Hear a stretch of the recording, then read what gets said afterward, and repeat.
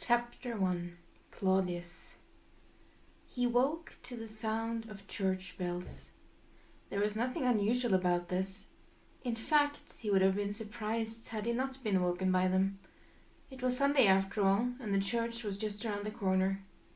He lay in bed for a few minutes, going over his plans for the day in his head. Warm sunlight shone through the curtains, giving the room a light, yellowish color. It would appear they were in for another lovely summer day. The room around him was welcoming in its normality. Everything was as it should be, every item in its place, every surface spotless. His plans were as meticulously managed as his house. He would now get out of bed, wash, dress, eat breakfast, get his briefcase, and leave for work. He would work for precisely 3 hours before having a light lunch. Then he would work 3 hours more before walking home. Back home he would enjoy a proper Sunday dinner before retiring to his study to do some paperwork and perhaps some research. At precisely 10 o'clock he would take a warm bath before going to bed at 10:30. There was only one thing that might change according to the day's events, and that was when the bath would take place. Sometimes he would have to wash before leaving his work, and then another bath in the evening seemed wasteful. If that should prove the case, he would read half an hour longer instead. Yes, that should work out just fine. Claudius sat up in bed, careful not to ruffle the sheets too much. The room's massive and dark mahogany furniture still left plenty of space in his grandiose home, so he stretched his legs out in front of him. His right leg gave the usual stab of pain as a clear protest to the movement, but it was once again ignored. His fine pajamas covered the ugly scar with luxurious fabric, so he thought little of it. He stood without showing any signs of pain and immediately straightened his bed. When it was made to his satisfaction, he walked over to the adjacent bathroom. His own familiar face greeted him in the mirror as he switched on the lights. He was perhaps older than he liked to think of himself, but he had not changed much in the last 10 years or so. He let the sink fill with warm water while undressing. When the water level was acceptable, he turned the tap off and began washing himself with a clean towel. He found it important and necessary to wash yesterday's thoughts and the night's dreams off of his face before filling his mind with today. After a thorough cleaning was done, he brushed his teeth, combed his hair, and meticulously shaved with a straight-edge razor. His thoughts went to breakfast. His housekeeper, Greta, would have made his oatmeal by now, and his cold lemon water. It was his usual breakfast. His lunch would be waiting for him on the counter, neatly packed in his lunchbox, and she would be gone. Still in the house somewhere, but out of his sight. She feared him, as many did. The only person he had ever met who had never feared him was his wife, and ironically enough, she was one of the major reasons he now was feared. Her death had been inconvenient, but she had fallen down the stairs. Truly, he could not help that everyone believed he had killed her. When his morning grooming ritual was over, he quickly dressed himself in the suit Greta had laid out for him the day before. It was smart, dark, and pinstriped, with a vest and matching pocket watch already attached by its chain. He opened it and deftly wound it as far as it would go. It ticked merrily in his hand. The little cogwheels spun at a blurring speed beneath the see-through watch face. He was quite fond of the watch. He had been correct in his assumption that breakfast was ready. His customary bowl of oatmeal stood waiting for him on the dining room table, still steaming, with an ice-cold glass of lemon water on the side. Next to the bowl was a small helping of butter, cinnamon, and berries, which he could sprinkle on if he fancied. On weekdays he stuck to a handful of berries, but during the weekends he would allow himself to splurge on some butter and cinnamon as well. Never sugar, though. He quite preferred the sweetness given by the berries to the sharp sweetness of refined sugar. The vast dining room was brightly lit by the sun that shone through large, ornate windows situated to the right of where he was sitting. The walls were covered in green wallpaper, fine landscape paintings, and a large mahogany cabinet, which contained the finer glassware and silver. It was a room designed for dinner parties. There was plenty of space for at least 8 guests, more if they were good company. But Claudius was the only man who ever ate there. At some point in the seemingly distant past, he had played host to a few dinners at the behest of his wife. They had been civilized affairs, somewhat strained, but civilized. People never seemed to know what to say to him, or what they could talk about in his company. Well, it hardly mattered now anyways. He reached forward and grabbed the newspaper that was lying right in front of his bowl. There was nothing too interesting to read these days, but there were always some words for thought in there. The current political climate, hostile as it was, he largely found uninteresting. He was not too concerned with which big-mouthed politician was in charge as long as he had work, and he always did. There was safety in being the best man in your field. He left his empty bowl and glass on the table when he was done. Greta would be around shortly to clean it up. He assumed so at least. It was always gone when he came home. His lunchbox stood on its regular spot on the kitchen counter. Out in the hallway he slid his feet into his shoes and gave himself a stern appraisal in a gilded mirror. Yes, he looked quite acceptable. No hair out of place, no crease to be found. Lastly, he took hold of his walking cane and felt the familiar cool silver sit comfortably in his hand. The silver was formed in the shape of a hawk with 2 amber eyes. It was the most ostentatious thing he owned, but he enjoyed it nonetheless. If he had to walk with a cane, at least it could be one that he liked. The warm sun greeted him when he opened the front door and stepped out on his granite stoop. Birds sang merrily in a tree nearby. A woman passed him without noticing his presence, pushing a stroller in front of him. The little girl inside, at least he assumed it was a girl based on the bows in her hair, looked at him curiously until her mother protectively shielded her from view. Claudius took a deep breath of the fresh air before starting his walk. The step of his right leg was emphasized by the beat of the cane hitting the pavement. He was no longer the stealthy man he had once been. In front of him a young couple walked arm in arm. They smiled, laughed, and clung tightly to each other. The girl was wearing a pale yellow summer dress.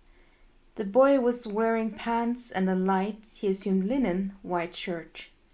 They were totally engulfed in each other until the girl cast a look forward and saw Claudius. Her face changed, and she tugged lightly on her man's arm. He looked forward as well, and in a moment their happy faces turned to concerned, frightened faces. They didn't have the nerve to keep looking at him, apparently. They quickly looked away. The girl pretended to spot something on the other side of the street she wanted to look at closer, and they crossed the road. Claudius' face never changed. Neither did his pace. It mattered little to him how 2 young fools acted. He had business to attend to. He arrived outside his place of work not 10 minutes later. His knee bothered him, as usual, but he did not let it show. Only by studying him closely would one notice he was leaning more heavily on his cane than usual. No one studied him closely. People preferred to pretend he did not exist until they were compelled to acknowledge his presence. The building towered above him with its chiseled stone splendor. Great flags of the current fascist party waved in the light breeze above him. People came and went up the marble stairs, some looking smug and powerful, others looking small and worried. Claudius had a neutral expression, as always. A couple of men he recognized from his division of things nodded their heads to him with the same type of expression. He nodded back. He allowed himself a minute more of sunlight before he climbed the stairs. The inside of the building was teeming with life. To the far right in the room, long lines of people were waiting to talk to the receptionists who were gracefully handling all their requests. Claudius gave them an extra look this morning, admiring their new uniforms. Say what you will about fascist regimes, he thought, but their uniforms were usually very flattering. "Good morning, Claudius," a voice said to his left. He turned to find a colleague of sorts, smiling brightly at him. A few people around them gave him curious looks, as if they were surprised someone dared to address Claudius, by his first name no less. "Good morning, Frederick," Claudius answered calmly. "Off to get the answers no one else can?" Frederick asked jokingly. "Something of the sort. Are you still weeding out rebels?" "Indeed I am. We are close to locating another base now, very close indeed, A few more pieces of intelligence from you might prove just a ticket. Claudius nodded slowly. He was aware of this, but he was not the type to rush his art. His work required patience and skill. An overly eager approach could easily ruin any chance of success. "Are you trying to tell me to hurry?" he asked. Although neither his expression nor tone of voice changed, Frederick's expression morphed into one of mild panic. "No, no, of course not. I wouldn't dare. No, I just wanted to know. We were all counting on you upstairs and trusting you, of course. No better man for the job. No better man," he almost stuttered. Claudius found it slightly amusing. "Frederick!" a voice called from across the room. Frederick looked utterly relieved by the call. "Ah, Simmons, excuse me," he quickly said and hurried away. Claudius almost smiled and then kept walking towards the stairs. Not the normal, wide marble stairs that anyone could take, but the lesser-known ones. He had to pass through a large wooden door adorned with an official business-only sign that would lead him to a short, windowed hallway. At the other end of the hallway, 2 guards were situated, armed guards. They would take one look at him and open the door between them with no questions. If anyone uninvited came through there, he was quite confident they would demand to see papers, perhaps even draw their weapons, perhaps even shoot if the person proved uncompliant. Claudius walked this route every workday, which was pretty much every day these days, passing between the guards and through the open door who led to darker wooden staircases. Claudius knew every step leading down. His work was confined to the basement. He sometimes walked up the same stairs as well, but that was mostly if he had something important to report to the men upstairs, something urgent. Otherwise, they would read about it in the day's report, which was always filled out in an orderly fashion by the end of the day. The staircase was well lit with electric lights, but there were no windows. It was the only thing that bothered him about his place of work, the lack of daylight. His office had small windows lining the top of the wall, and he did have free access to a terrace of sorts through a door in the hallway, but it wasn't quite the same. "Good morning, sir," a young secretary with a pale complexion said when his feet hit the floor at the bottom of the stairs. She had clearly been waiting for him. He picked up his watch and noted that his brief interaction with Frederick had made him 2 minutes late. How vexing. "Good morning," he answered back after pocketing his watch. "These are the files you requested yesterday," she said and held out a folder. He accepted them. "Thank you. There is a fresh pot of lemon water on your desk and everything else is prepared." "Good. That will be all for now." The secretary, he could never quite remember her name, nodded her head seriously and disappeared towards her office. She wasn't his personal secretary. He had no use for such things. She catered to all the men who found themselves working down here. On Sundays it was usually just Claudius, but occasionally others would make an appearance. His office was situated at the far end of the hallway, which had dark tiled floors, but lighter walls. It was very practical. Dark tiles covered many sins. At the other side of the hallway was another guarded door, a heavy oaken one that could only be opened by key and bolted from this side alone. His other place of work. It was a darker, damper place with no windows and no doors to the outside, but he was not going down there just yet. He headed towards his office and found it ready for a good day's work. A jug of lemon water stood on a napkin on his desk to prevent watermarks. Everything else was exactly how he had left it, neat and tidy. He placed the folder on his desk before removing his suit jacket and hanging it on its elegant and highly polished clothes stand. He leaned his cane against his desk and sat down, opening the folder in front of him. The first page was one he had already read.